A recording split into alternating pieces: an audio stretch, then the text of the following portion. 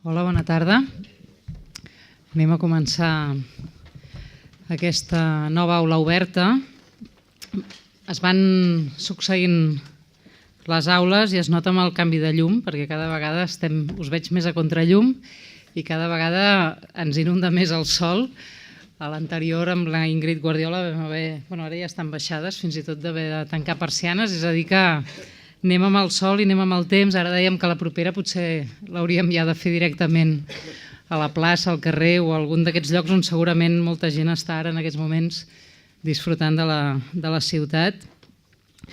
Avui tenim amb nosaltres l'Eduard Escofet, un nou invitat a compartir una d'aquestes cruïlles vitals, existencials, poètiques, lingüístiques. En el seu cas, reprenem un dels fils que va quedar plantejat en les primeres aules obertes, potser d'una manera més explícita, perquè l'Eduard Escofet directament, totes les seves pràctiques lingüístiques, tant de traducció com d'agitació, com de creació, com d'acompanyament, com d'experimentació, tenen a veure directament amb la poesia. A les primeres aules obertes, tant amb en David Casasses, com amb el Manel Oller, com amb mi mateixa, la relació amb la poètica o les poètiques s'anava insinuant, s'anava obrint. Potser en aquest moment serà quan es recollirà i agafarà una altra consistència. Ja ho veurem, perquè com en cada una de les aules obertes no ho sabem i no està previst, és a dir, que està a les seves mans i ell és el responsable del que hagi de passar avui.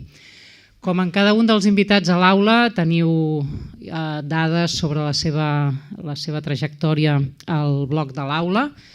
L'Eduard és autor de llibres, és autor de traduccions, és responsable d'esdeveniments poètics importants aquí a la ciutat de Barcelona i altres llocs. També vincula i ha vinculat de manera important la poesia a la música, potser un dels elements més absents en aquesta aula oberta fins ara. Esperem que sigui una aula inacabada i en properes edicions puguem també endinsar-nos en aquest àmbit. Amb l'Eduard Escofet entorn, i no només entorn de la proposta Bradient, també s'ha endinsat en l'àmbit de la música i de la poesia. N'ha fet també una experiència inseparablement oral. Jo, de fet, les poques vegades que he escoltat a l'Eduard en acció és recitant o actuant o transmetent paraules poètiques d'altres, és a dir, algú que posa la veu, és a dir, que posa el cos, no només les idees i els conceptes, sinó la veu i el cos. En l'entrevista, perquè recordeu que tots els participants a l'aula oberta, a part de venir aquí a fer una conferència, també han passat abans per una petita conversa amb la Susana, amb la Laura i les altres companyes que portem l'aula. Parla en la seva entrevista dels marges, d'uns marges que gairebé desborden els centres, que és una idea molt bonica, uns marges més importants que els centres, una paraula capaç d'obrir marges allà on normalment només reconeixem centres. Centres del poder, centres del llenguatge, centres, la codificació d'alguna manera, que organitza les jerarquies del sentit. Jo crec que la presència de l'Eduard és sempre antijeràrquica, d'alguna manera, i en aquesta antijerarquia, en aquesta multiplicació o desbordament dels marges, l'invitem avui a fer més oberta aquesta aula oberta. Et passo la paraula, Eduard, i ja seguirem després. Gràcies per seguir. Gràcies a tu.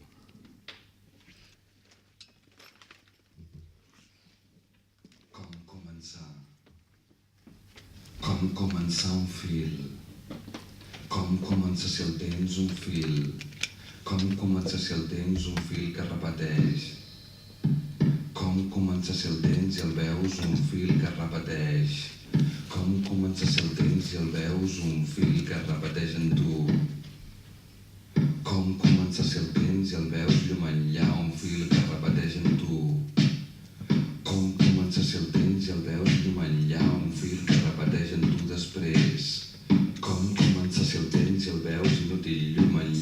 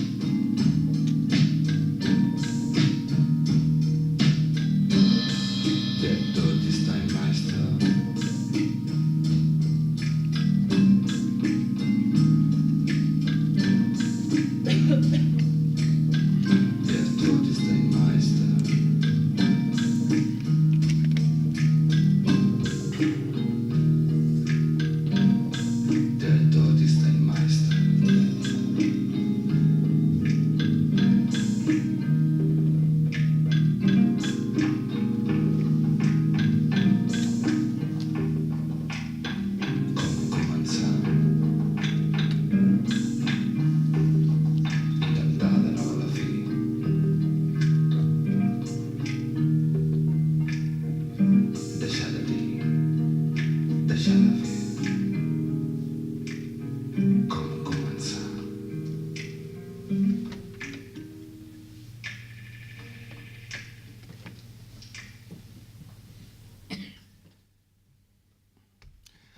Bona tarda, gràcies per la presentació, Marina, i sobretot gràcies per la invitació a parlar i a caminar, perquè entre tot sempre hi ha el pensament i el pensament sense caminar per mi no existeix. Gràcies també a l'equip de l'Institut d'Humanitats, a totes les que ho heu fet possible. I bé, el tema que hem escoltat de fet és un tema descartat, és un tema que vaig fer amb Bradien, tu has fet al·lusió al projecte, i de fet era un projecte d'electrònica i poesia, una d'aquestes hibridacions que a mi m'agraden, i de fet va ser un projecte amb Bradien que va durar del 2009 al 2016, i aquest tema en van fer diferents versions, totes una miqueta diferents, i diguem-ne, a cap dels quatre ens convencia alhora cap de les versions, per tant, si a cap ens convencia va quedar descartat. Al final el disc va sortir, era a escala, i aquest tema que l'havia d'obrir senzillament va desaparèixer. Això em serveix, a banda per posar-vos un tema que em semblava important, almenys a vegades mostrar què fem o què entenem de vegades o què hi ha darrere de conceptes que semblen molt complicats. Em servia també per anunciar algunes qüestions que em sembla que s'aniran repetint durant tot el que he preparat. D'una banda, la primera, no sempre tot surt o veu la llum, especialment quan les coses són cosa d'equips, de grups o de comunitats.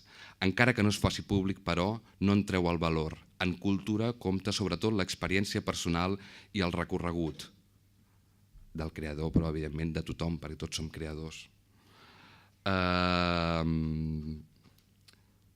I en l'àmbit col·lectiu, de vegades cal renunciar a criteris propis si volem avançar plegats. Per tant, tot i que aquesta era la versió que a mi més em convencia, va quedar descartada. La segona qüestió, la cultura vol temps. I aquí us agraeixo molt el temps que dediqueu als que heu vingut. Espero que almenys no us avorriu. A la cultura vol temps i vol temps a totes bandes. És una cosa que molts cops ens n'oblidem i per això insisteixo sempre a agrair molt el temps que la gent dedica als altres i en aquest cas a escoltar algú. La cultura vol temps per crear, per observar, per pair, per entendre i cadascú hauria de marcar el temps del propi caminar. I dedicar-hi temps no vol dir que en surti res, com deia anteriorment. La cultura és hibridació, avui més que mai. La puresa dels gèneres, així com la puresa de les persones o de les identitats, és una entelèquia. Equip, doncs, i obertura total dels límits creatius. I una quarta qüestió, ja en el terreny més concret, és la repetició. Un element que sempre m'ha acompanyat i que defineix, diria, bona part de tot el que he fet. La repetició com a monotonia creativa, com a instint de mort, la repetició com a silenci, la repetició com a música sintètica que no para mai, la idea dels clubs, que també va sorgint molt en alguns moments de la conferència, que per mi és elemental. No s'entendria la meva escriptura sense els clubs d'electrònica ni sense el caminar. I a la repetició també com a espai de quotidianitat, la rutina, i la repetició com a ritme, que és també la més òbvia. La repetició en el meu cas també té a veure amb els espais en què acostumo a escriure o pensar, que són, diguem-ne, el meu taller més íntim i més personal, encara que no podria semblar, que són els espais de trànsit, hotels, estacions, aeroports, trens, avions. Sempre dic que només soc a casa quan soc en una habitació d'un hotel o en un avió, i sobretot si són més de 10 hores de vol, que són espais de trànsit, sempre tan repetitius, i que per tant imprimeixen aquesta repetició. La pista de ball, que és també on he escrit bona part de la meva obra poètica, i mentre camino, que és potser quan em dedico més a escriure més qüestions que tenen a veure sobre arquitectura, urbanisme, política, poesia i sexe, que tot més o menys en el meu cas formen un conjunt. I senzillament doncs això, aquestes 4 qüestions que em semblava important avançar. Aquesta xerrada vol ser una cadena de conceptes. En algunes altres aules obertes he vist que la gent tendia a agafar un tema i esprema'l. Aquí no sabia per on tirar i tenia ganes de parlar de moltes coses, i per això també agraeixo aquesta invitació tan oberta. I a més, perdoneu-me l'excursus, que també ja veureu que faré molts excursos i hi ha 20 punts, potser no passem dels 10, però crec que és molt important en un moment i en una ciutat com aquesta que d'una banda hi hagi, són 10 noms, no? 14 noms sense adscripció temàtica o curricular, és a dir, que no ens diu què són, i alhora també crec que són persones que tot just, diguem-ne, treballem una miqueta des dels marges. Jo diria que tant els que hem nascut des de la segona meitat dels 70 fins a l'actualitat ens trobem en una ciutat on hi ha la cultura té un paper important, on tot i que la població des del 79 ha anat decreixent culturalment, la ciutat ha expandit molt els límits, però en canvi no ens trobem un tap generacional i diria fins i tot una manca de porositat i una manca de canvi. De vegades, quan al meu terreny com a assessor de polítiques culturals, de vegades hi ha un mantra que sempre vaig repetint i que sempre em diuen l'any que ve, que és ho diré ara, continuïtat en els projectes i mobilitat en les persones, que és tot just, estem anant al contrari, no? És a dir, que molts cops els projectes van canviant constantment i la cultura, quan dic la cultura vol temps, vol dir que les polítiques culturals, vol dir que tot el que es fa en cultura necessita temps, necessita sedimentar, necessita arrelar i desenvolupar-se, i molts cops els beneficis o els profits o senzillament els resultats no es veuen fins al cap de 15-20 anys, i la mobilitat en les persones, perquè un de vegades tenen la sensació que van canviant els logotips, van canviant els projectes, però hi ha sempre els mateixos. I d'aquí no sortim. I per tant, agrair també aquests 14 noms que són bastant anònims, però que en aquesta ciutat crec que hi ha massa potencial com perquè estiguem repetint sempre les mateixes quinieles. El número 2 me l'he saltat perquè era massa llarg. Però començo amb el moll de l'os, que és la poesia. Jo provinc de la poesia i per mi diria que em mantinc bastant aferrat al que és la poesia, tot i que després acabi parlant de mil coses, però la ciutat és text, el paisatge és text, tot és text i per tant la poesia és text i tot es redueix a la poesia. M'agradaria llegir el que vaig contestar en el qüestionari que em deien sobre quin és el meu àmbit de treball i com em definiria. Crec que parla una miqueta de la meva idea de poesia i del nomadisme, sobretot que implica la poesia. Amb el pas dels anys cada vegada em costa més definir-me i dedico menys energia. Crec que els fets ja defineixen per si sols i d'altra banda vivim en un moment en què les hibridacions i els marges marquen les nostres inquietuds culturals i socials. Amb tot, puc dir clarament que provinc de la poesia, aquell gènere literari nòmada que parteix del fragment, la música i el silenci, empeltat en totes les expressions culturals. De fet, crec que la poesia ha marcat molts aspectes del segle XX, des dels moviments d'avantguarda, la majoria liderats per poetes, fins a la publicitat, que ha begut molt de la poesia concreta i la visual, passant per la música i les arts escèniques. La paraula, dita o escrita, feta matèria o feta pensament inclement, marca bona part del nostre present, la fragilitat envers la reproductibilitat digital. Aquesta és també una de les idees que a mi m'acompanyen molt constantment. M'he dedicat molts anys a organitzar festivals de poesia, que els festivals de poesia no és res més que crear un espai i un temps concret, un escenari en què puja algú a fer d'ell mateix, ni tan sols interpretar algun altre paper, i a llegir uns textos amb més o menys complexitat. Però aquesta fragilitat de l'acte efímer, de la presència humana d'algú que és un mateix, que no està fent d'un altre personatge enfront d'un moment en què tot es pot reproduir, tot es pot mecanitzar, tot està a l'abast immediatament. Aquesta fragilitat és una de les coses que més m'ha interessat quan organitzo festivals de poesia i per això hi he dedicat molta energia i fins i tot a fer-los de vegades especials, perquè també hi ha hagut en els últims anys, jo de fet vaig passar molts anys en aquesta casa, en el CCCB, organitzant festivals de poesia, i una de les coses que de vegades es plantejava és com els festivals, ens estem 99-2005 perquè ens ubiquem temporalment, i les institucions a cop van pensar, home, si aquests col·lectius independents que són uns morts de gana poden muntar festivals, també els podem muntar nosaltres i a més tenim 10 vegades més de pressupost que aquests. I llavors comença tot un canvi que evidentment no ha arrelat, perquè els festivals necessiten també una ànima i això és el que molts cops reivindico, que els festivals són un espai de connexió I fins i tot de vegades defenso que els festivals, igual que les classes o els recitals, qualsevol cosa que fem davant del públic es fa per una sola persona, o almenys això ja ho justifica tot. Jo provinc del món de la poesia, estic fent un excursus llarguíssim perquè encara no he tornat al text, no us preocupeu, anem bé. Jo provinc del món de la poesia i segurament dec ser de les... Som relativament pocs els que ens hem centrat tant en la poesia que no vinguem d'un llinatge més o menys culturalment destacat o amb un bon compte corrent. És una raresa. A la meva família no hi ha cap mena de tradició literària més enllà d'un avi que en un poble de Granada utilitzava el Quixot perquè no hi havia Pepe de Vàter. Però aquesta és l'única referència literària de la meva família, però sí que em recordo molt els professors, i no només el de llengua, que curiosament vaig tenir la sort que es van dedicar molt a explicar-me i a fer-me sentir la poesia. I a partir d'aquí ja amb 7, 8, 9 anys descobrir poetes que m'entusiasmaven i a partir d'aquí fer-ho.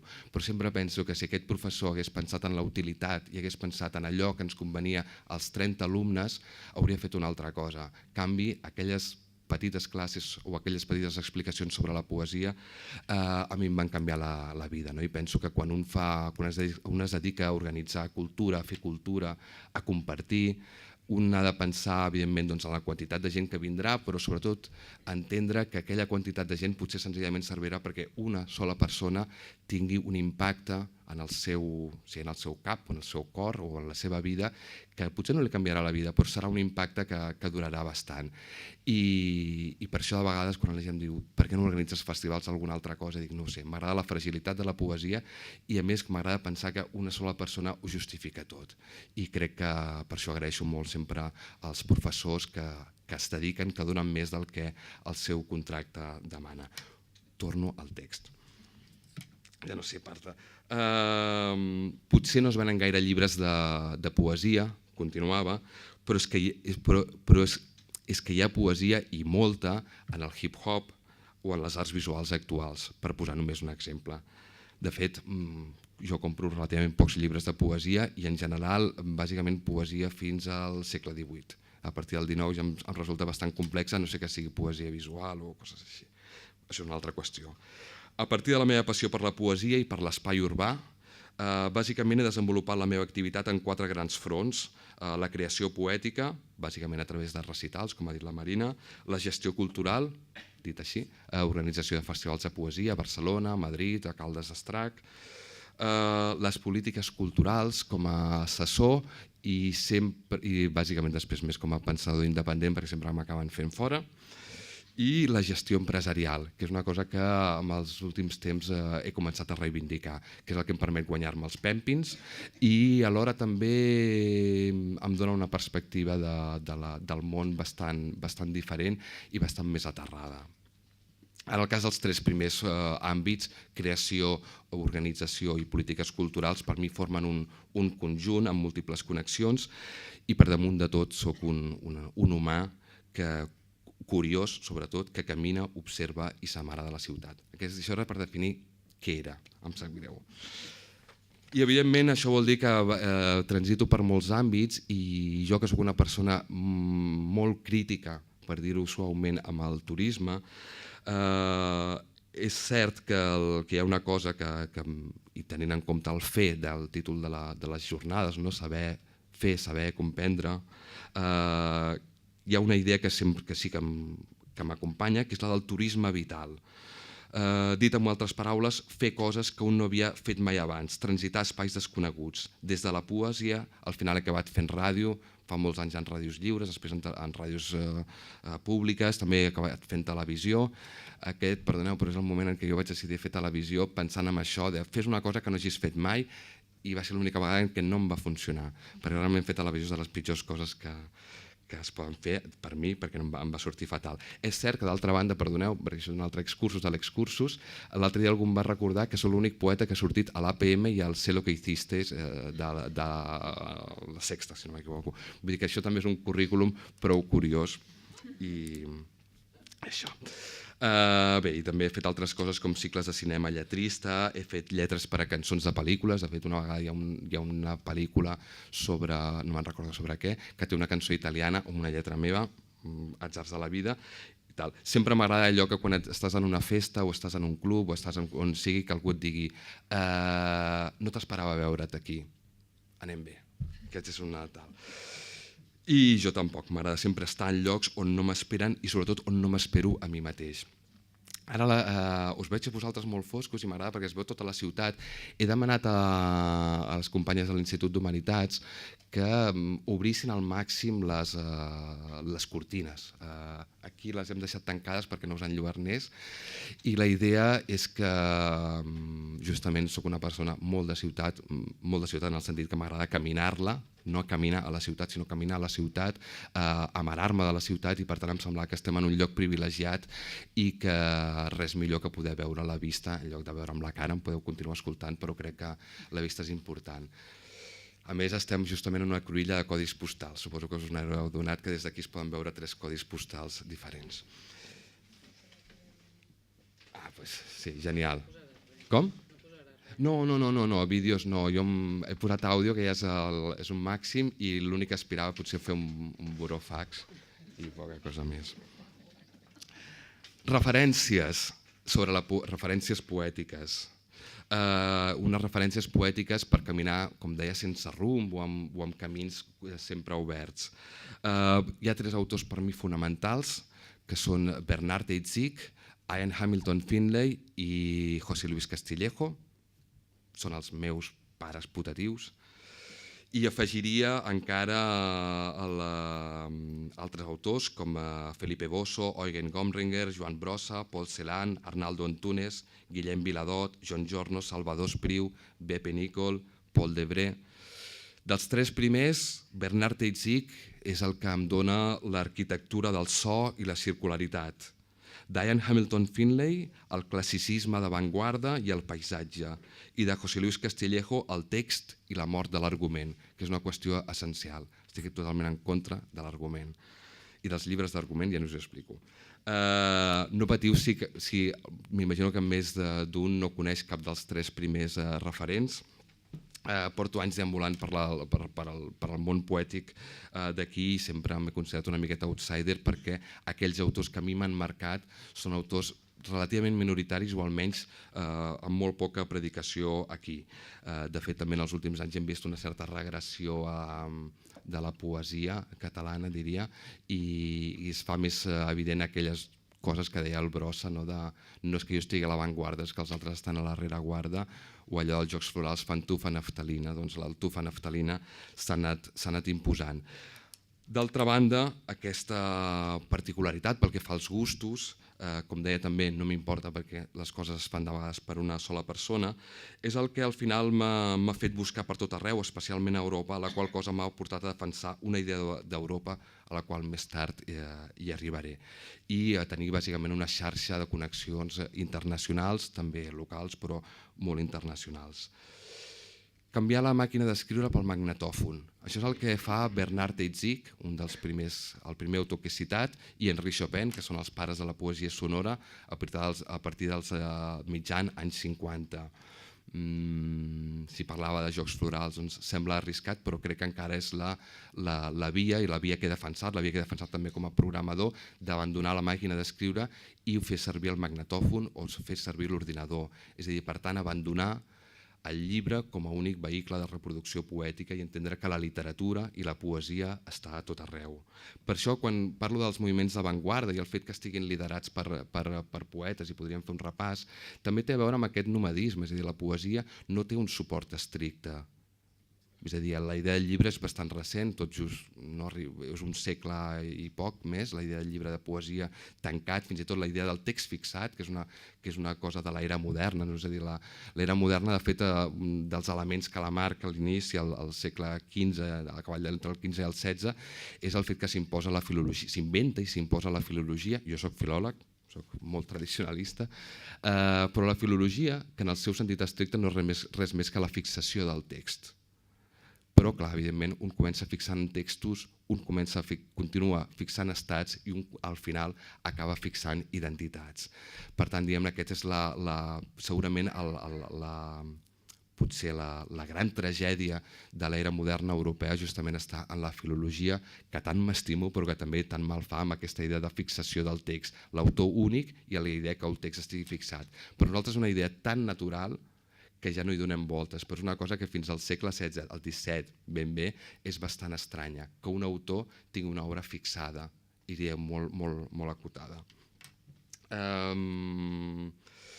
Bé, Bernard Heidsieck, com deia, canviant la màquina d'escriure pel magnetòfon, que és una idea que a mi m'agrada i per això m'he dedicat molt a la poesia sonora. Abans escoltàvem un tema més de spoken word, després m'agradaria posar un fragment d'una peça més de poesia sonora. I la poesia sonora, i més en general la poesia experimental, ha estat de fet el meu camp de batalla més recurrent, una poesia del present que redescobreix les arrels de la poesia, que per mi això és important, i que obre un espai de llibertat davant de la dictadura vuitcentista del llibre de poesia.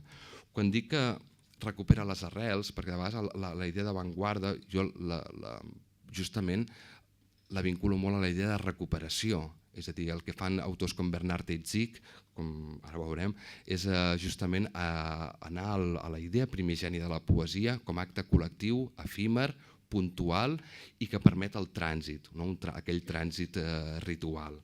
La repetició, la circularitat, tots són una sèrie d'elements que ja eren al barroc, ja eren a l'edat mitjana, però que provenen dels orígens primigenis de la poesia. De fet, el que hem anat fent, en certa mesura, amb el segle XX és anar-nos desfent de la pàtina del segle XIX.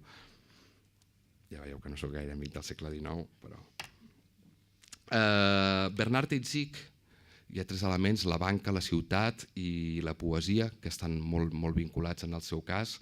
Bernard Heidsieck treballava a la banca, de fet era vicepresident de la banca francesa del comerç exterior, una cosa salvatge, diguem, estem parlant d'altos vuelos de l'economia.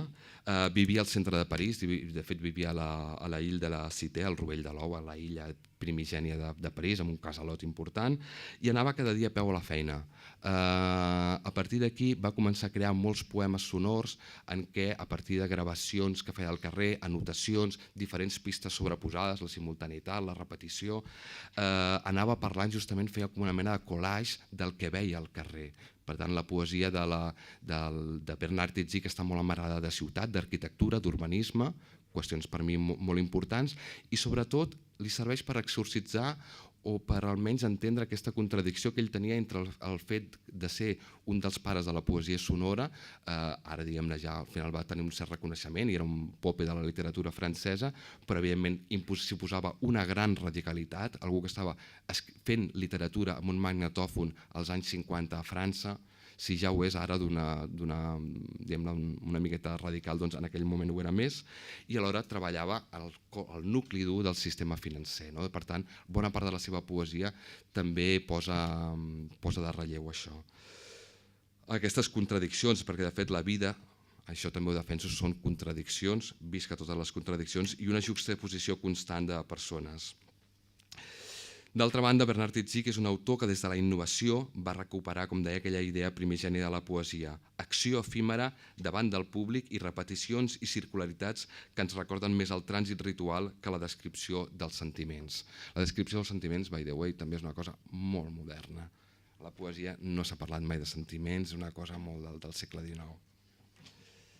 Dit això, m'agradaria posar un altre tema. Anem malament, però no tan malament com pensava.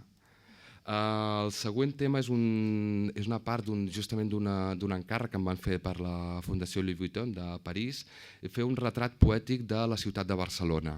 I llavors són 30 minuts, és una peça sonora, una mena de poema sonor o peça radiofònica, de fet estava feta per ràdio, sobre la ciutat, i hi havia tota una part, la part principal tractava sobre el barri que per mi m'aporta més poèticament, que és l'Eixample, que és el meu món poètic. No té cap mena de sex appeal, però m'agraden les coses que no són sexis. De la part de l'Eixample m'agradaria fer-vos escoltar un petit fragment sobre la mitologia de l'Eixample. Bàsicament tota la peça de l'Eixample es dividia, a veure com ho resumeixo, es dividia en els eixos verticals i en els horitzontals. Com sabeu, doncs, els verticals són persones, els horitzontals són espais. A partir dels horitzontals, que són ciutats, també les ciutats són molt importants per mi, les vaig ordenar, diguem-ne, per les més pròximes a les més llunyanes. I em va quedar, doncs, això. Està fet amb Lis Costa, una gran amiga i experta en poesia, i les dues parts. Catalunya. El Bruc. Tarragona. Girona. L'Aragó. El Rosselló. Mallorca.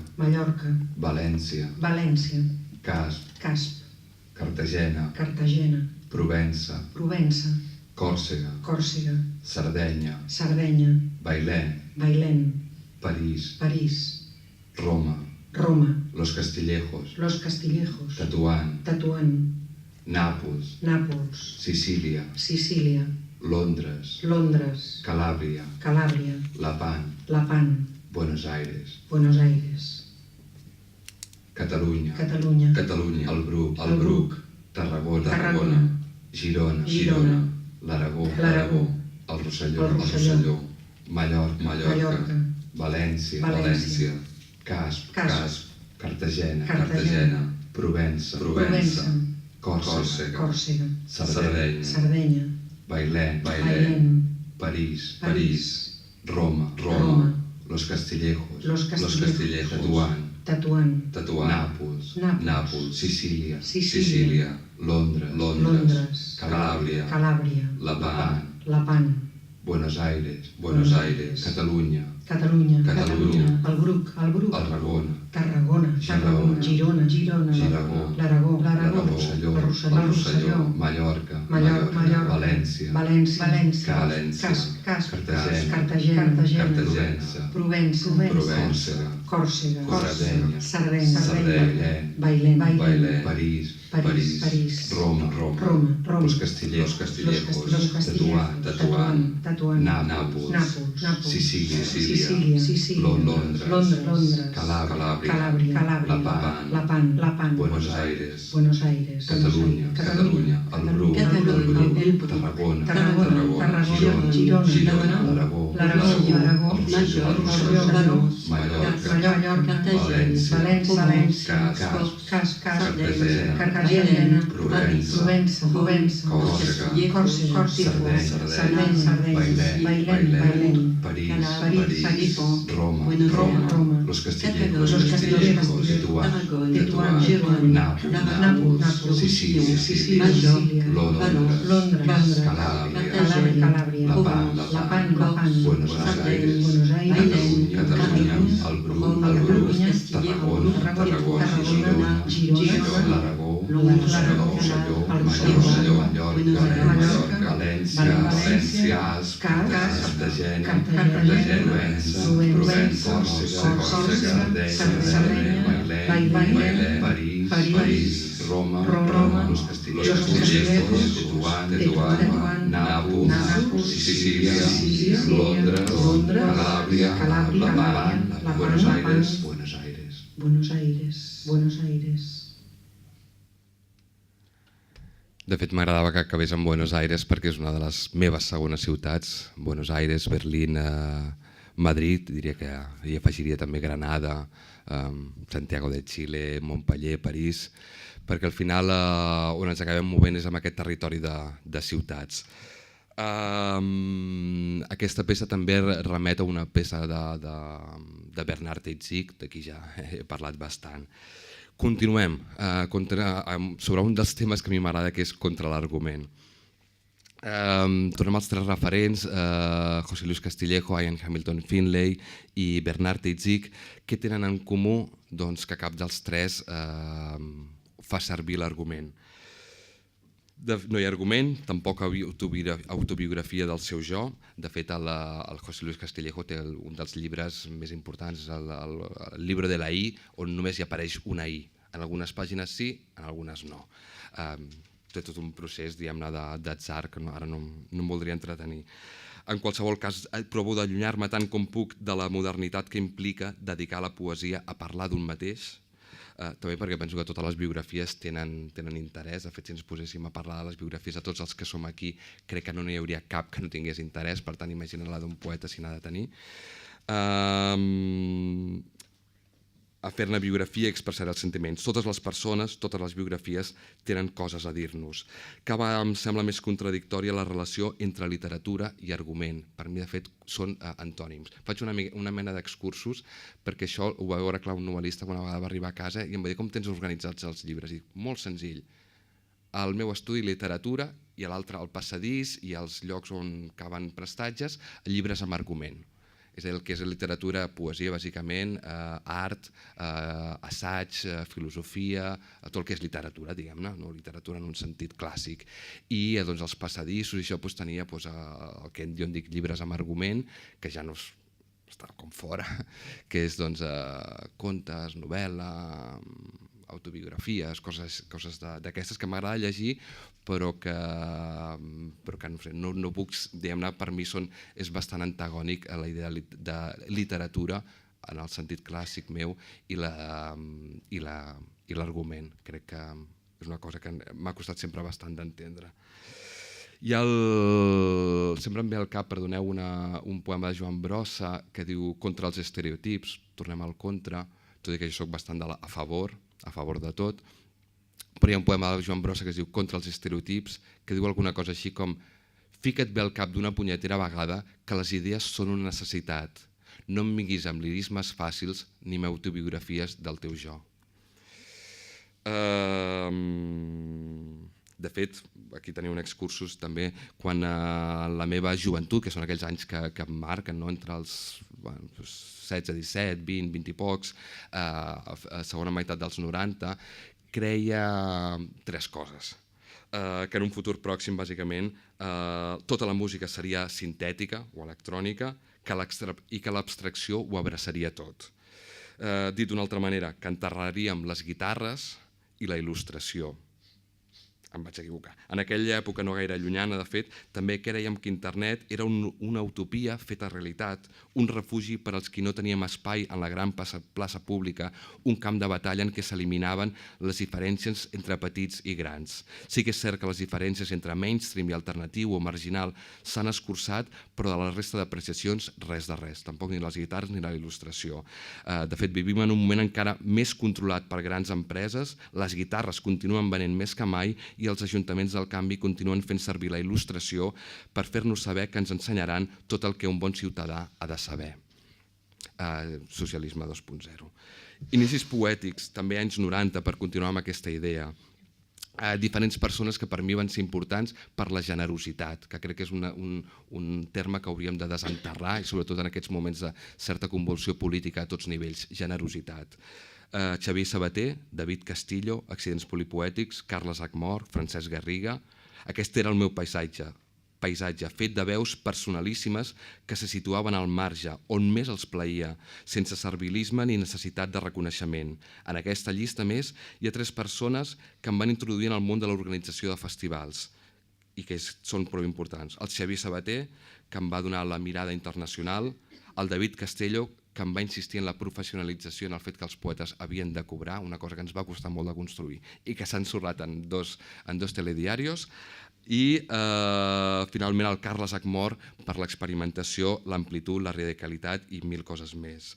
Sempre he entès el treball d'organitzador com a creació poètica d'infraestructura o infraestructural, que és una idea d'un poeta austríac, Christian Idehinze, que deia que la seva tasca com a organitzador la defensava igual que la seva tasca de creació i que eren espais, de fet, més per ells de creació o de poesia infraestructural. Amb aquesta idea de crear espais també forma part de la creació poètica.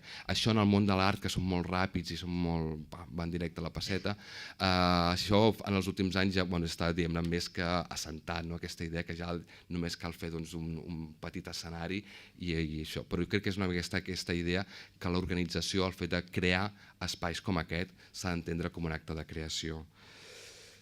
Tornant a les ciutats, que deia, de Barcelona, passant per Granada, Nova York o Buenos Aires, 2 idees que els urbanistes sempre m'han insistit molt. Anem anem de temps, que són dues idees que els que ens interessen molt les ciutats a vegades ens n'oblidem i que a més han marcat una miqueta les derives urbanístiques d'aquesta ciutat en els últims anys. Les ciutats no s'acaben mai. I la segona idea, les ciutats estan sempre en transformació. Aquesta idea de les ciutats no s'acaben mai, que sembla, bueno, és molt òbvia, però aquí a Barcelona n'hem oblidat molt. Barcelona, crec que ja ho he dit abans, és una ciutat que des del 79 ha perdut població, que culturalment ha crescut molt, però excepte la reforma del Delta del Llobregat no ha canviat les seves fronteres des de fa moltíssimes dècades. No ha augmentat els metres quadrats i en el que jo anomeno els anys salvatges, que de fet estic justament fent una sèrie d'articles sobre Barcelona i els seus anys salvatges, que són aquests anys en què la política se substitueix per una burocratització de la gestió, no són tots aquells anys de Clos, Hereu, Tries, en què en certa mesura en lloc de la política, que és una negociació, és un conflicte amb la realitat, s'imposa l'aplicació de la llei, i amb això, que és de fet el que està també el PP fent amb el tema de la independència. En general és una idea que hem anat perdent la idea de política. Doncs hi havia aquesta idea en tots aquests anys salvatges que van durar molt i van ser molt durs, i encara ho són, la idea que la ciutat s'havia de completar i que per tant calia conquerir tots els espais que faltaven, per tant calia arribar al fòrum, calia arribar a totes les fronteres. Fins i tot ja Tries va redoblar l'aposta i les portes de Collserola. Perquè una ciutat sigui ciutat per començar a tenir zones d'ombra. Zones d'ombra no com a zones de perillositat, sinó zones on es crea de manera espontània. És una cosa que també quan de vegades la gent que s'ha dedicat a la política professional em diuen aquí farem això, aquí farem això. Almenys 4 carrers on no hi entri ni la Guàrdia Urbana, sisplau, perquè culturalment una ciutat no es pot desenvolupar, no es pot mantenir viva si no té aquests espais d'espontaneïtat, aquests espais no codificats, en què està tot una miqueta obert i les normatives ho acaben ofegant tot. També aquestes dues idees, les ciutats no s'acaben mai i les ciutats estan sempre en transformació, venen a tomb pel tema del turisme, un tema en el qual també m'he ocupat bastant, i altres canvis de la ciutat.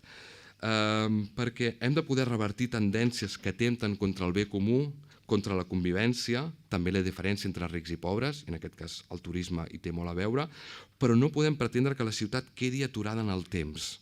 Perquè de vegades, quan ens situem en contra del turisme, amb aquesta idea de preservar l'essència de la ciutat, l'únic que estem fent és crear una postal que després ja no podran ni saber-ho dels turistes. És a dir, que anem en compte perquè les ciutats han d'estar sempre en transformació i per tant aquesta sospita cap al turisme no ens pot fer perdre la idea que la ciutat no pot ser immòbil i no pot ser una imatge estàtica. I per tant no podem pensar tampoc que el futur com plans per acabar la ciutat, com deia, per molt que en el nostre cas la ciutat no pugui créixer més enllà dels límits. Hem d'assegurar espais espontanis. Ara ja començo a anar, perquè no he arribat ni a la política, i és que jo em volia arribar.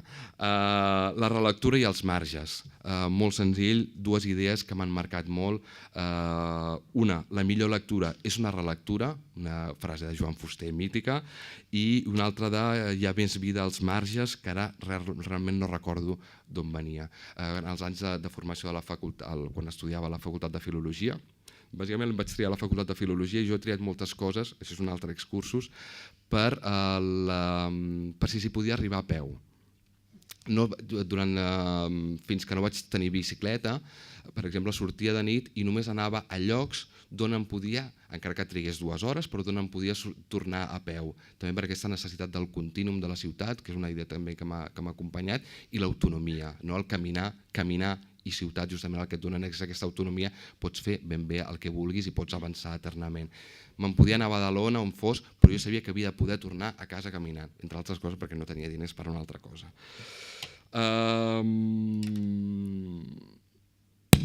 Perdoneu, que ara ja vaig perdut. En els anys de facultat també... Sí, perdoneu, un apunt que em sembla interessant, quan això la millor lectura és una relectura, insisteixo molt en l'idea de llegir 2 cops el mateix llibre abans que llegir-ne 2 de diferents, perquè hi ha com una tendència, s'ha imposat la idea de la bulímia cultural, en què hi ha un excés d'oferta, hi ha un excés de generació de continguts, però és que a més hi ha una pressió perquè tots estiguem al tanto de tot, no? I que fins i tot tots siguem grans magatzems dels grans clàssics de la literatura. Doncs jo amb això sempre he tendit a pensar que tots, siguem més especialistes o menys, hem de poder marcar els nostres propis camins, el nostre ritme, i que de vegades a un marge hi pot haver més literatura o ens pot moure alguna cosa més que en un centre. En aquest sentit, vaig acabar dedicant la meva tesi a una obra barroca, l'obra principal de Josep Romaguera, una obra del qual m'interessava, abans que m'interessa no treballar sobre el temps present o el futur, m'agrada molt anar enrere per entendre el moment actual, però aquesta obra em donava una sèrie d'idees que em connectaven molt amb la poesia sonora. La repetició i la variació, en certa mesura, i la simultaneïtat, sigui de llenguatges, sigui de veus, són idees que hi sonen al llibre i també sonen al barroc. I justament aquesta idea de la repetició lligada a la variació, és a dir, com un tema, una pavana o el tema que sigui es va repetint i va variant, i la idea de la simultaneïtat són idees que evidentment tenen molt a veure amb el món actual. De fet, la música electrònica, jo sempre dic que com el pop és un invent del segle XVII, no s'entendria sense el barroc, la cultura de clubs i el Berlín electrònic, que a mi em va obrir moltes portes, sempre pensava que era senzillament un barroc actualitzat. L'ofici, molt breument, com deia, m'he dedicat a la gestió empresarial i em sembla important, bàsicament he tingut la sort i el privilegi, que de fet per això volia treure el tema de la feina. Hi ha una mirada molt crítica, molt negativa per la dificultat de la situació dels que ens dediquem a treballar en cultura, però jo reivindico també el privilegi, el luxe.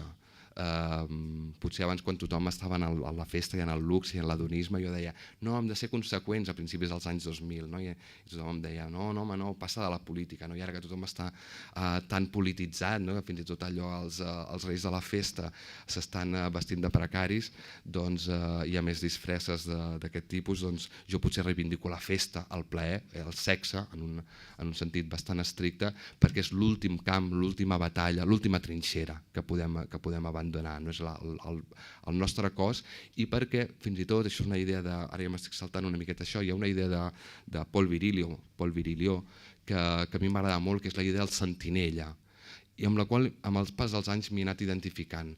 En català ho podríem traduir també com corcó, però la idea de sentinella és més amable, és a dir, davant d'un moviment que tothom aplaudeix, que tothom veu com a ideal, com la línia que hem de seguir, sempre hi ha d'haver algú que digui ei, no hi ha guany sense pèrdua, que és una altra de les idees de Paul Virilio que a mi m'agraden molt, que és molt òbvia, però que em sembla important.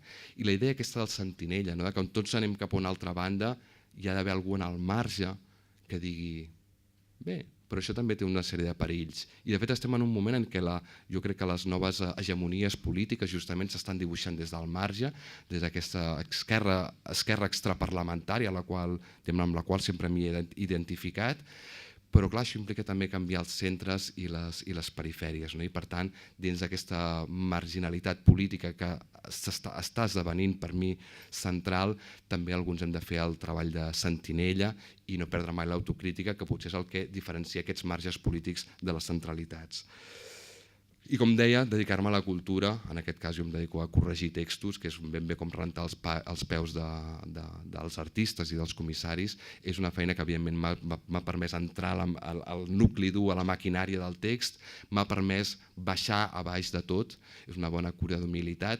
L'altre dia llegia algú que deia una frase d'aquelles típiques, si vols conèixer algú, no, dona-li poder, aquesta és una altra, no, si vols conèixer algú, fixa't com tracta els cambrers. Jo sempre dic, si vols conèixer un artista, un comissari, mira com tracta els correctors. És molt útil. En general, confirma els artistes que valen la pena.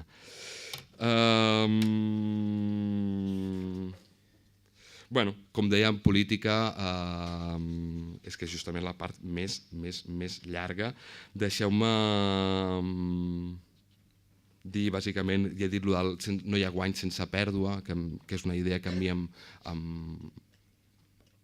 m'interessa molt perquè evidentment és una diferència molt entre la reflexió i l'acció política. Jo estic en l'àmbit de la reflexió política i per tant puc ser tan curcó com sigui. Crec que es pot transitar d'una banda a una altra, però cada vegada quan la gent diu és que el crític ara ha passat a l'exercici polític i ja no és igual, és que crec que també les maneres canvien. I entre la reflexió i l'acció política, a la reflexió cal tensar les idees i la realitat, en l'altra has de connectar els fils de totes dues bandes. Hi ha un poema que resumeix la meva idea política, que vaig escriure fa molts anys i em continua servint quan de vegades determinats debats i es van fent agres, i és per mi el que és la meva política, que és voler entendre, voler que les coses rutllin, convicció per a la resta. Però les idees, sempre aquestes conviccions són importants, però les dues primeres també ho són. A partir d'aquí sempre m'acostumen a dir tou.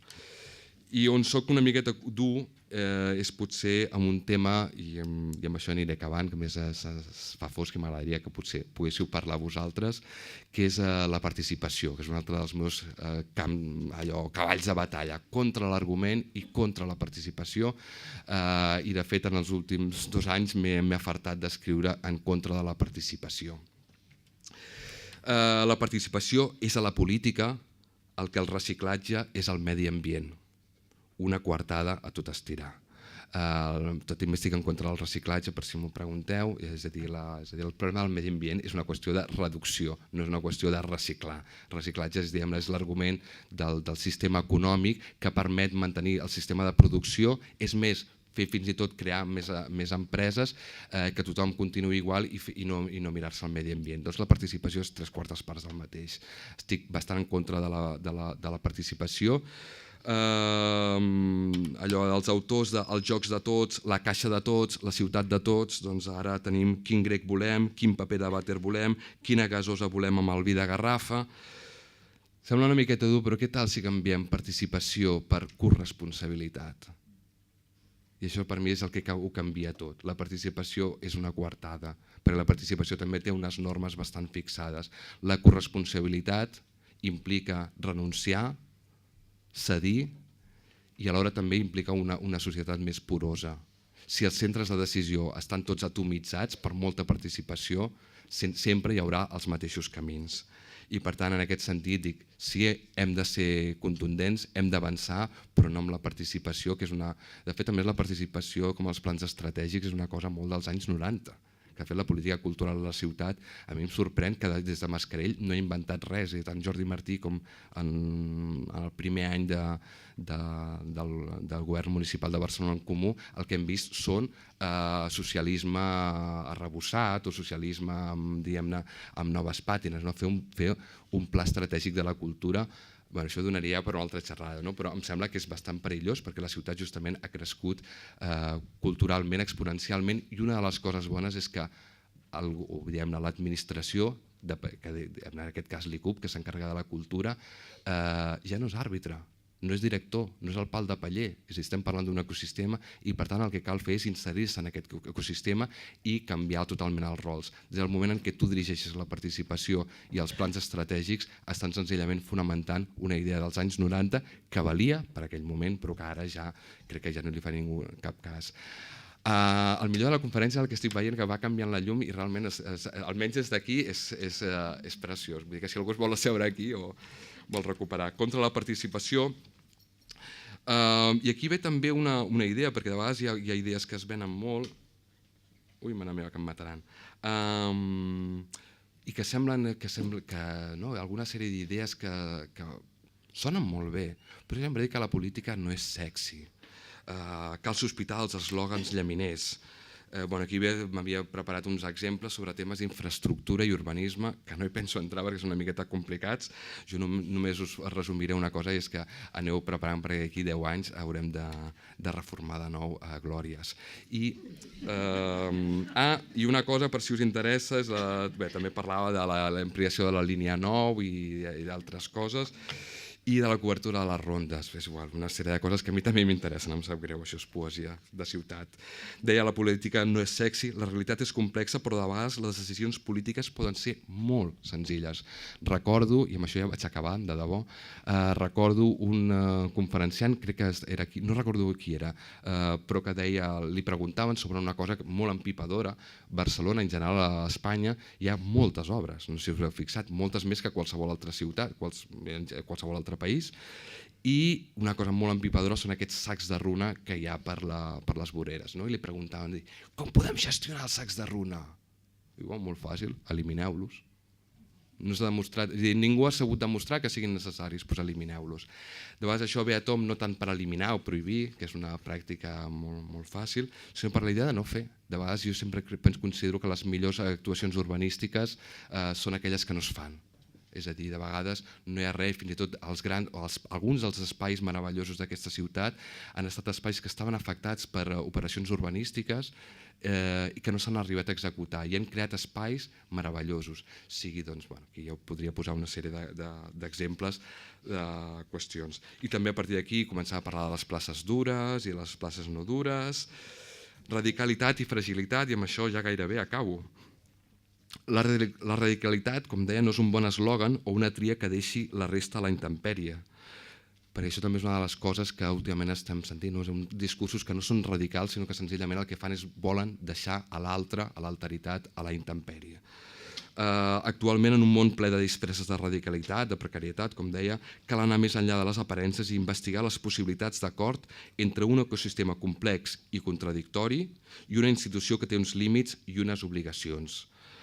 Aquí també ve a tom la generositat. Si no som capaços de construir entre tots, i quan diem, de vegades parlem molt tots de bé comú, de conjunt, de col·lectiu, no, però molts cops ens referim al pati de casa. No, quan diem generositat i porositat és que fins i tot, i de vegades això passa en polítiques culturals, s'han d'acabar construint amb algú amb qui no tens res a veure, amb un arqueòleg, per exemple, o amb algú que el que més li interessa a la ciutat és fer un pla d'arqueologia romana, però ho has de fer.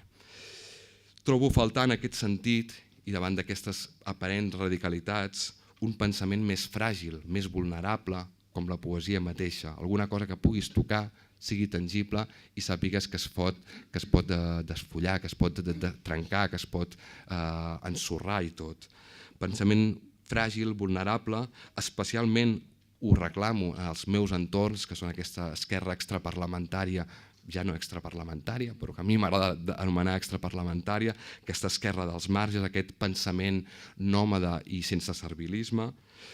I vivim en un moment de grans veritats, murs que només provoquen bombolles d'influència i veritats alternatives. I nosaltres també els creem molts cops amb aquests eslògans, amb aquestes idees tan tancades. Sense un extrem no hi ha l'altre, així doncs vulnerabilitat i sobretot generositat. Volia fer un últim apunt sobre Kraftwerk, que és el grup de pop que més m'agrada, és el primer grup que va de pop europeu, que no té influències ni americanes, ni africanes, ni d'enlloc, és només purament Europa, és totalment sintètic, i Kraftwerk també, a més, ells ho reivindiquen, són una idea d'Europa. El multilingüisme, la neutralitat, els espais oberts i els trens. Permeteu-me acabar amb un poema de Felipe Bosso, l'he esmentat molt al principi, que a mi m'agrada, que és Llamemos a las cosas por su nombre. Cosas. Gràcies.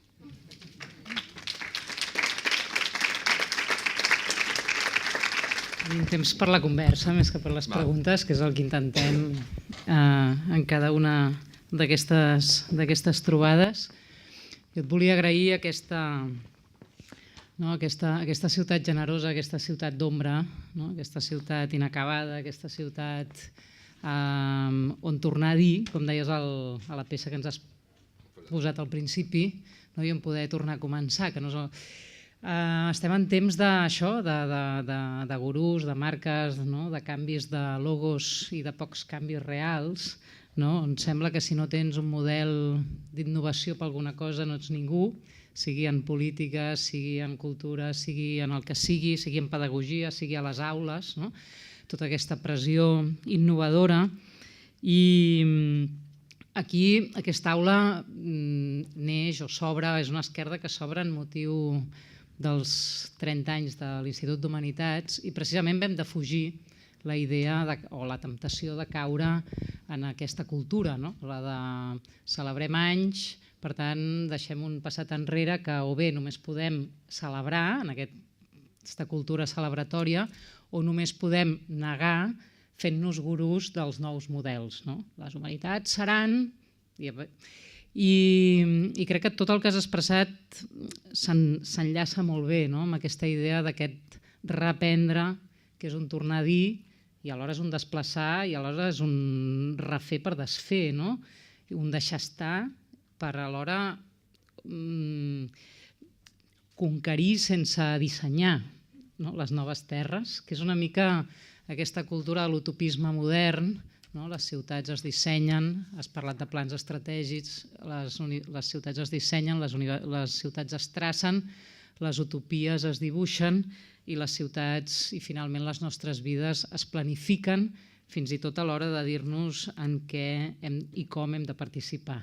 Per tant, crec que has mostrat molt bé, has mostrat en el sentit d'expressat i obert i acompanyat i continuat molt bé aquesta cartografia inacabada que les aules d'alguna manera van obrint, que són tots aquests territoris que, com diem amb els companys d'Espai en Blanc, creixen en els marges sense voler ser marginals, perquè també hi ha una autosatisfacció de la marginalitat, que és precisament la que accepta i reconeix el poder dels centres de poder, els centres lingüístics, els centres del tipus que siguin. Per tant, no reconèixer aquest poder passa per tampoc autosatisfer-se en la marginalitat i, en canvi, fer créixer els marges allà on no s'esperen, que és una expressió que també has fet servir i que jo també faig molt meva en els meus escrits.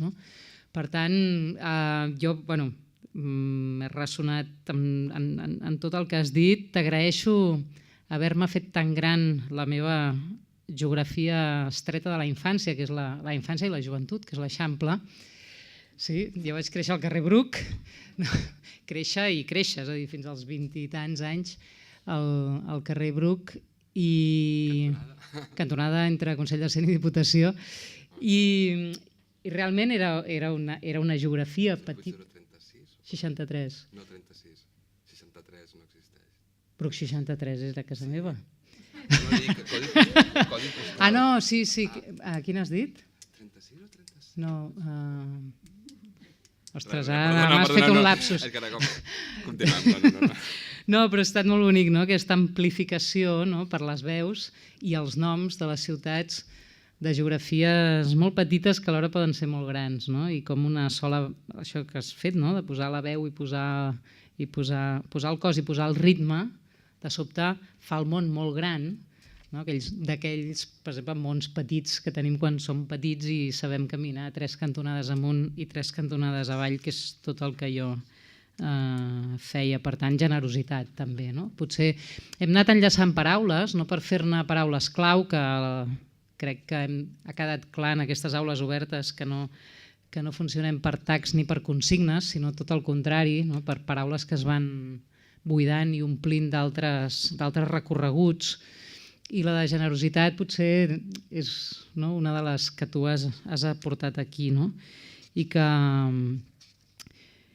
potser és una de les formes de resistència més grans que podem fer avui en aquest món de càlculs infinits, no inacabats sinó infinits. No acabem mai de calcular del tot cada un dels nostres moviments, de les nostres passes, de les nostres paraules, dels nostres treballs i de tot allò que ens reporten. Per tant, un contracàlcul generós en aquestes paraules que no es deixen fixar, que no es deixen atrapar. Més que preguntes, només feia jo de trànsit i de llindar cap a les vostres paraules per continuar la conversa. I, per tant, hi ha micro, com sempre, la Laura, podem conversar l'estona que vulgueu i compartir aquestes paraules. M'ha agradat molts temes dels que has comentat, no? Vull dir que alguns ja els hem parlat, però vull parlar del tema del caminar, no? Que a mi m'interessa molt, com ja saps, i just perquè ahir vaig rebre un WhatsApp d'algú que em deia, em diu, investiga, i jo dic, el què? I diu, no, és que han dit aquí que el Carles Acmor, que l'has mencionat, feia una revista passejada, ho va fer un moment, i llavors, clar, caminada, no? I llavors vaig dir, hòstia, li preguntaré l'escofet, i justament, clar, que segur que va participar, no? Llavors, no sé, com era això, em donava curiositat. Sí, hi havia a més, és interessant, sembla que no tingui res a veure, però crec que pot ser interessant. Perdona, hi ha una qüestió prèvia. Jo sempre la idea dels marges, potser per una mena de substrat anarcoide o senzillament llibertari, sempre he pensat en aquella idea de realitats paral·leles, no? És a dir, també en sentit estricte, no? És a dir, dues línies paral·leles són aquelles que o bé es toquen en tots els punts o en cap. I per tant, una realitat paral·lela és aquella que va, diguem-ne, o és la realitat o senzillament no es toca mai amb el que alguns anomenen la realitat, no? I per tant l'acció directa, no? I la idea dels festivals, de tot, és a dir, me'n recordo, hi ha una frase també, ara recupero anys 90, me'n recordo que era molt jovenet, però era de l'Enric Casassa, si no m'equivoco, que deia, hòstia, Enric, molt dels que ploren perquè no tenen plataformes, si no les tens, inventa-te-les. I vaig pensar, doncs mira, això em sona bé. A la revista, Carles Acmor i Esther Xargay van començar a organitzar la revista Parlada, que era una adaptació de la revista Parlada que es feia al Pompidou, i en un moment donat, crec que era el 97-98, van muntar una revista caminada pel gòtic, que realment jo vaig haver de recuperar fa poc justament la informació perquè no em quadrava gens, recordava els espais i de cop pensar, és impossible, si aquests espais ja no existeixen, és a dir, carrers i places que ja no existeixen.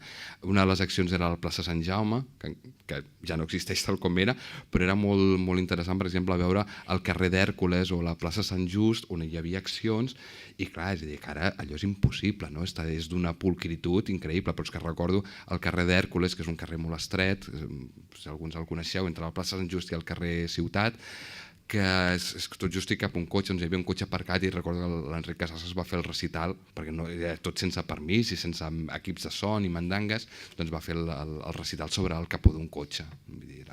I aquesta mena d'imatges, i llavors sí que vam fer una revista caminada, després en vam fer algunes altres a fora de Barcelona, però aquesta recordo que té un especial interès perquè en 20 anys aquells carrers ja no existeixen, tot i que hi siguin físicament. I sí, diguem-ne, si vols comentem.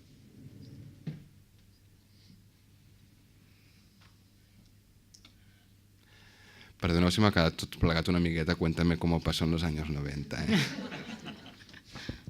Ho diu a la nostàlgia, encara més la meva, però bueno, m'ha donat per aquí. M'ha semblat que era una mica la part provocadora de la teva conversa, que és quan parlaves de la participació,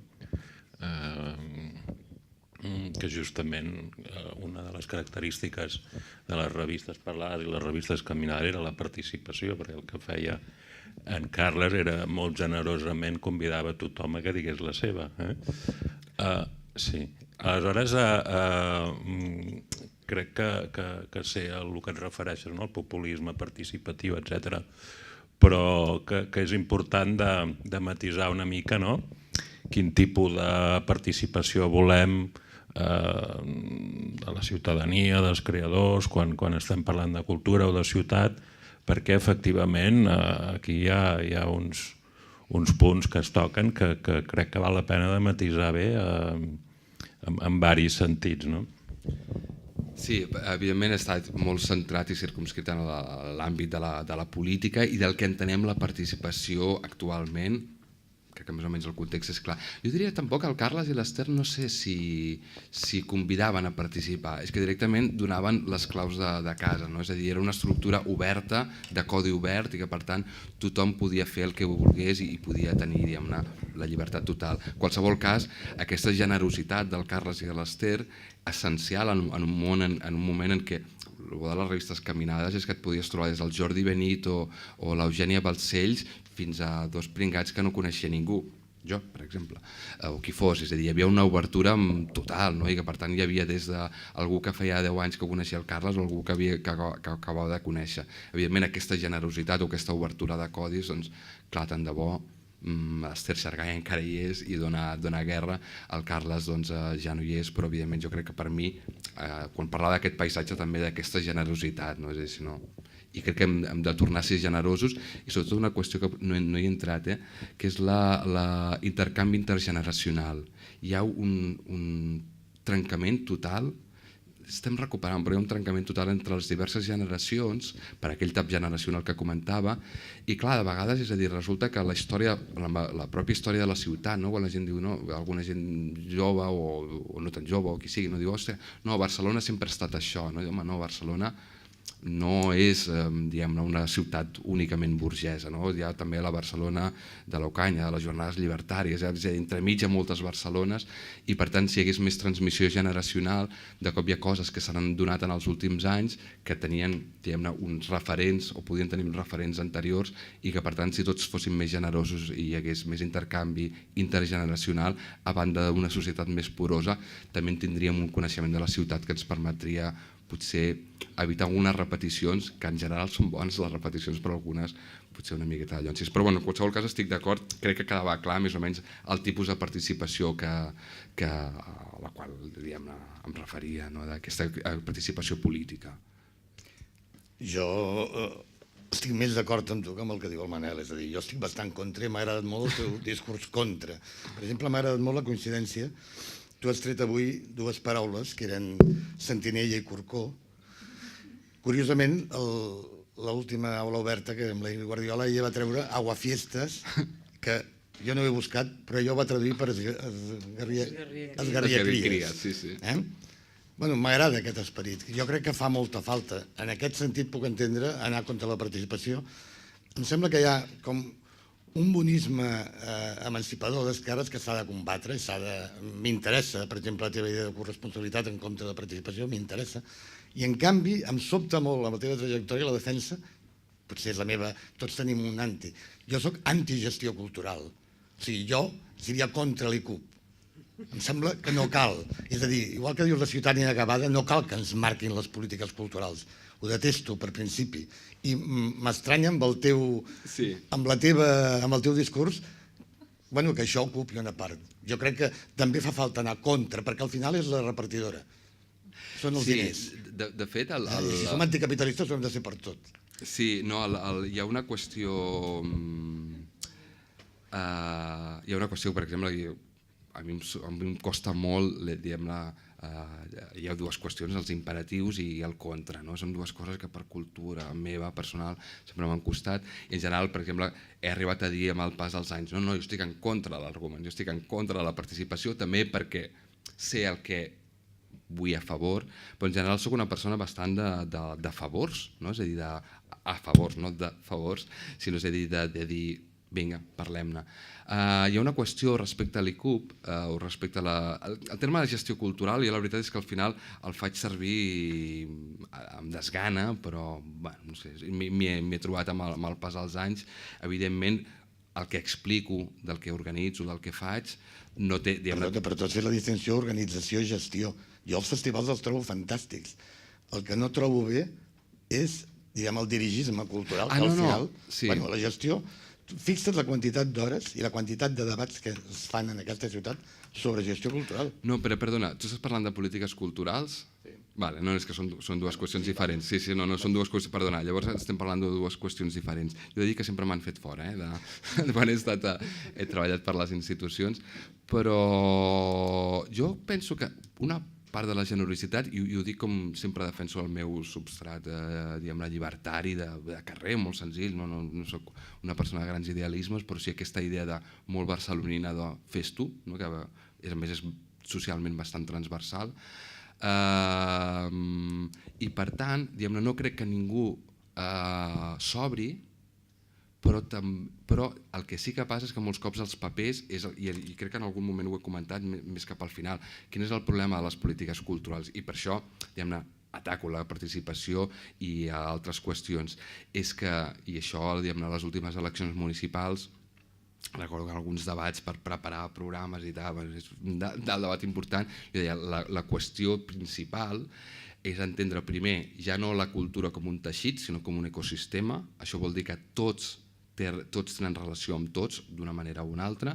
I l'altra qüestió és que l'administració, la institució, després dels últims 30 anys, ja com primer es dedica a la base, després als anys 90 crea el teixit institucional, i ara cal recosir, i cal recosir des d'una altra perspectiva, que no és la del dirigisme, no és la del director d'orquestra, això crec que ho he dit, no és a dir, no és de l'àrbitre, no és a dir, encara a l'ICUP, una de les coses que sobta és que, clar, parles amb gent i diu, bueno, és que nosaltres som i fem i decidim, no? I clar, jo penso, molts cops me'ls miro i diu, perquè el problema el tenen ells, evidentment.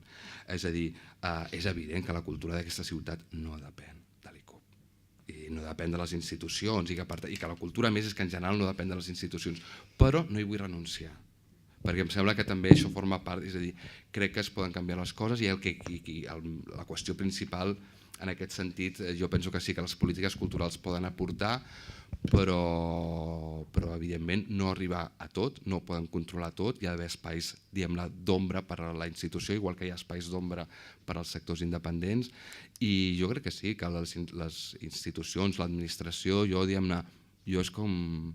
Tothom és benvingut a la festa, ara el que es tracta és de veure com actuem cadascú i quina és la relació de tu a tu.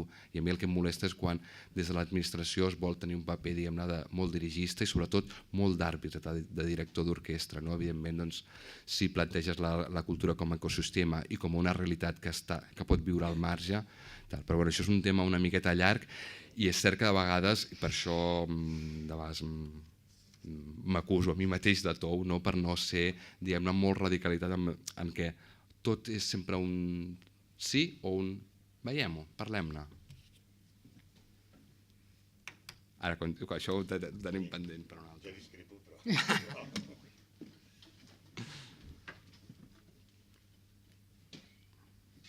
El millor és la llum, de debò. Sí, gireu-vos, perquè es veu el mar i tot.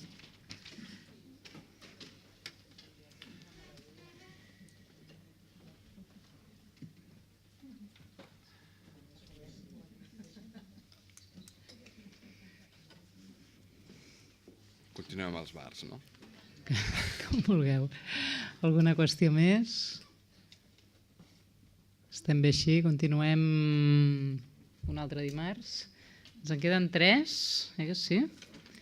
Doncs ens seguirem trobant cada dia amb més llum. I no és per la il·lustració, que això també és un debat pendent.